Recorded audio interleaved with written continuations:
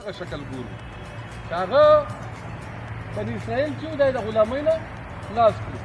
موږ خو هغه دیني شکل ته زیات ګورو خو هغه معاشي طرف ته دومره سوچ نه کوو هغه دا دی چې اهل مصر چې کوم د مصر خلک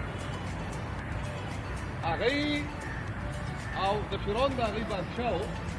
نو هغوی دا بني اسرائیل څو خپل غلامان کړي وو دوی ته به انګرې به ورته نیولي وي یا چربکونه به یې نیولي وو شپه ورځ به یې د دوی نه کار اخیستی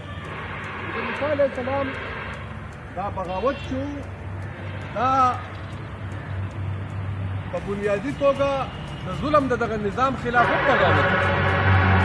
یعنی فرعون یا دا کم خلک چې وو دوی ته دغه بل قوم استحصال کولی او هغوی خپل قوم د دغه استحصال نه وباسلو او ظالمان چې وو هغه ختم کړي دلته یو بله خبره هم مخې ته راځي چې د دې مظلومو خلکو سره چې کوم د ظالم خلاف جدوجہد کوي نو د خدای پاک طاقت هم بیا د هغوی په طرف ولاړ ځکه چې الله تعالی چېرې د ظالم ملګرتیا